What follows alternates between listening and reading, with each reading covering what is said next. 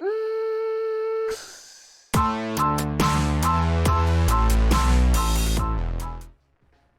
the second time today, welcome into the Lakers Report by Chat Sports. Chase Sr. here with you. Hope all of Laker Nation having a great start to the week. And if you're watching the Lakers Report for the second time today, because this is the second video that we're pushing out as we continue to dive into all of the latest news and rumors, then I want you to type squad in the comment section. What that shows us, you're a loyal subscriber and you continue to watch everything that we push out. Earlier on in the day, talked about that Mark Stein report that came out late on Monday about this potential Julius Randle-Russell Westbrook swap. Was able to join forces with my guy Marshall Green of New York Knicks Now and kind of did a collaboration, both sides of analysis, both from the Lakers as well as the Knicks. That video up on the channel, and this is our second show of the day.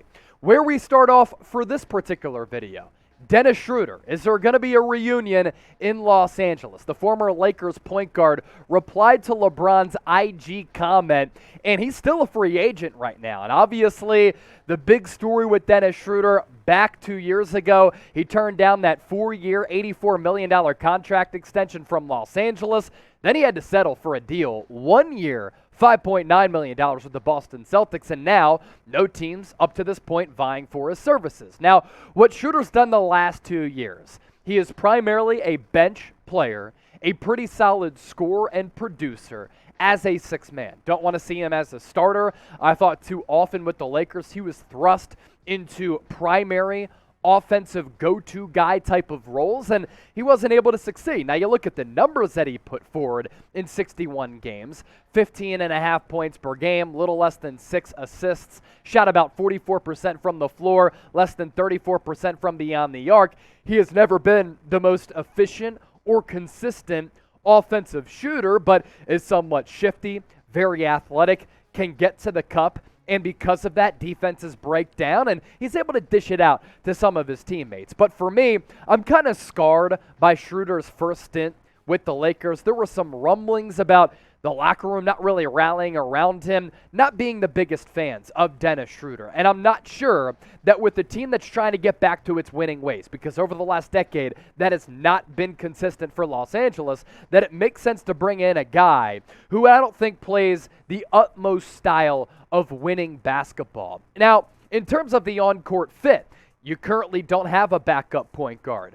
If you were to start him and get rid of Russell Westbrook, I wouldn't like it there. But as a backup player, Dennis Schroder offers some value. And at this point, you can get him for really cheap. But I'm just not willing to go down that road once more because we know who Dennis Schroder is and the type of game that he would bring to the purple and gold. So much left to get to and talk about on today's show. First, though, I want to hear from you in the comment section.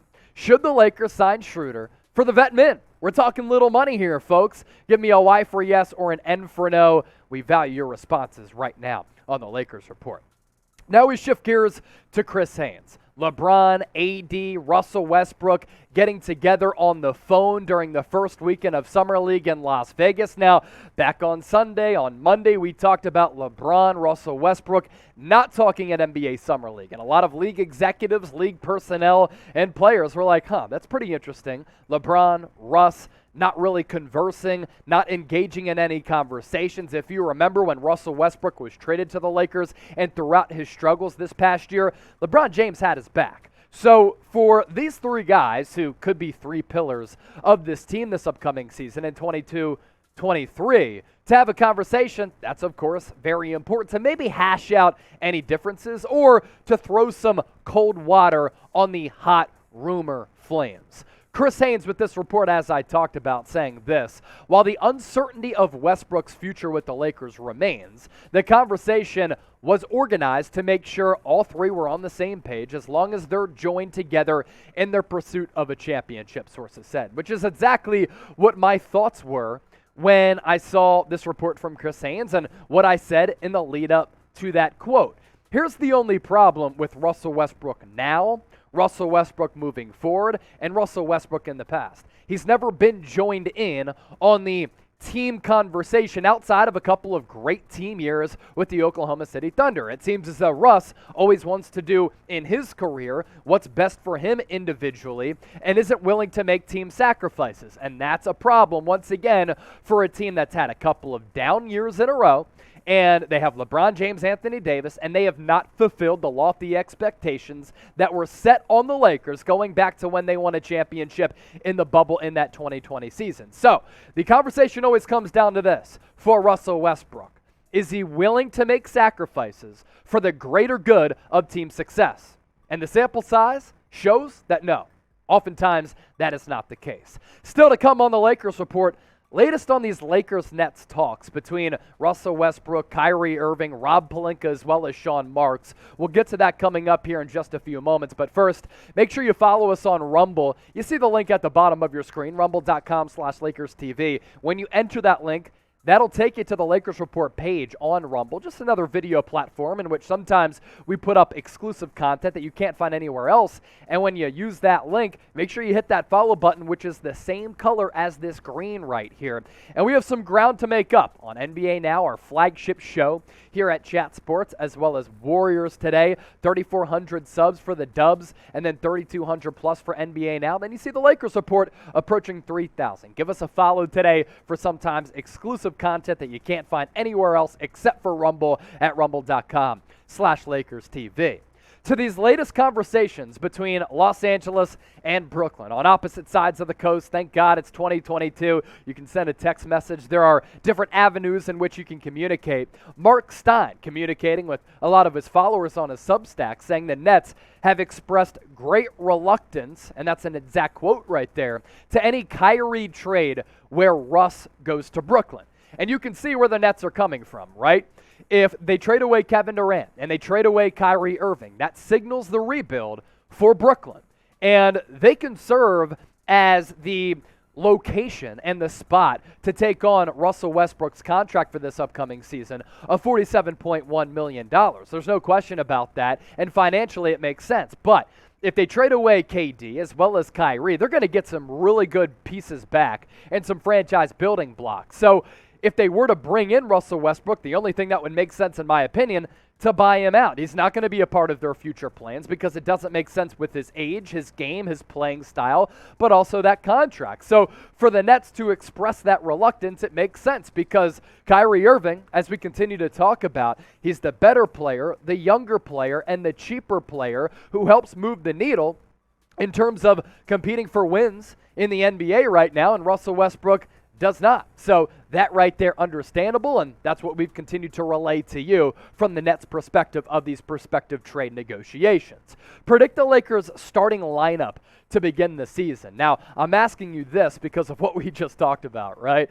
Are they going to trade for Kyrie? Will Russ be back? They joined in on that three-way conversation. So with that, your best guesses for the Lakers' starting lineup to begin the year.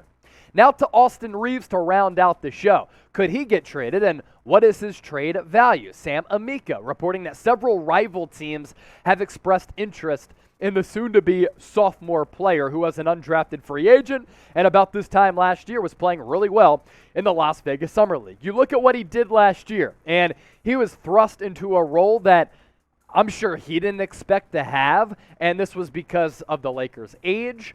They wanted some type of youth movement, and of course, most importantly, a lot of the injuries. Now, last year as a rook, 23 minutes per game, which was way too much for my opinion. 7 points per game, north of 3 boards, little less than 46% from the field, and sub 32% from three. He develops that three-point shot. He could be a pretty valuable player, and at points, he showed some defensive potential. But what other teams and what, quote, rival teams are reaching out to the Lakers saying, yo, we really want to trade for Austin Reaves. He can be a legitimate piece in our championship run. This has to be agent-driven, right? To just drive up his value to a certain degree. How does Austin Reaves, as a UDFA, who played sparingly in terms of his production last year, have any type of trade value that would be worth it for the Lakers? If you're Los Angeles, you want to hold on to Austin Reaves, right? Because he's one of these few young pieces that you have on the roster who's also cheap right now on a team that